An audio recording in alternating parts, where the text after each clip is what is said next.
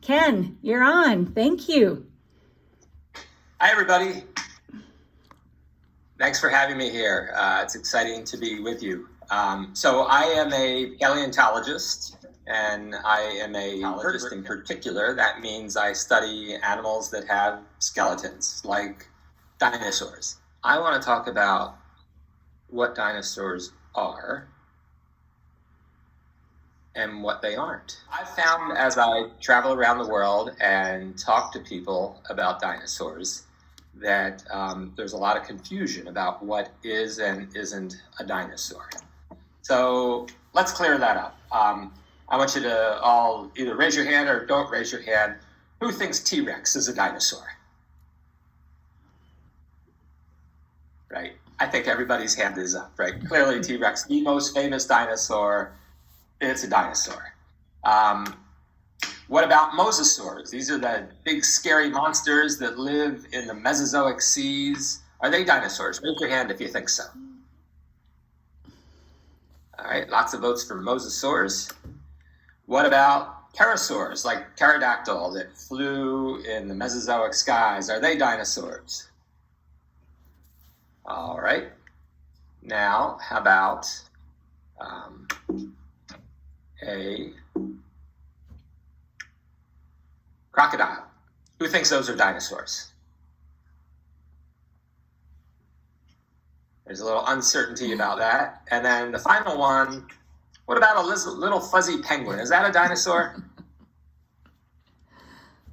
All right, so before I tell you what the answers are, let's talk about how paleontologists define what is and isn't a dinosaur. So dinosaurs are distinct from their reptilian ancestors by their enhanced vigor and power. So dinosaurs have an upright stance. Their legs are hinged right under their body for straight ahead forward motion. They have really strong hips so they can attach really strong leg muscles to them. And they are just built for straight ahead forward motion. They have all these anatomical adaptations that make that possible. So this really strong hip that they have in here, extra beefy leg muscles that come up and attach to the hip, extra beefy shoulder for big arm muscles to attach to.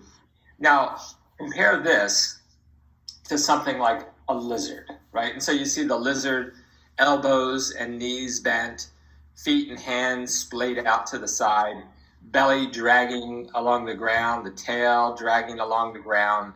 A lizard is always about a half a push-up away from taking a nap, right? But that's not the dinosaur posture, right? Dinosaurs are upright like a horse is, and they're very vigorous. They don't laze about all day like a lizard does. So, the answers. Mosasaurs, big scary sea creatures that lived along with the dinosaurs, but they are not dinosaurs. They are marine reptiles. Do you know what a Komodo dragon is? Raise your hand if you know a Komodo dragon. So they are very, very closely related to Komodo dragons. They're not dinosaurs for two reasons. One is they don't have the anatomy that we use to define what a dinosaur is, but more importantly, they do not have a dinosaur in their family tree. And if you don't have a dinosaur in your family tree, well, you can't be a dinosaur. So we're mammals because we have the first mammal for an ancestor. Just like a bear does, just like a camel does, just like a mouse does. We all have that same first mammal for an ancestor. All the dinosaurs have the first dinosaur for an ancestor. Mosasaurs don't have any dinosaurs in their family tree. They branch off before there was the first dinosaur, so they can't be a dinosaur. Those pterosaurs, like pterodactyl, that you have in all of your children's books, not dinosaurs. Big problem, they branch off before there is a first dinosaur. So I'm sorry, your children's books have lied to you. They're not dinosaurs. Those crocodiles, they are the closest living relatives to dinosaurs today, but they are not dinosaurs. And guess what we're left with? That little fuzzy penguin, that is a dinosaur. No way.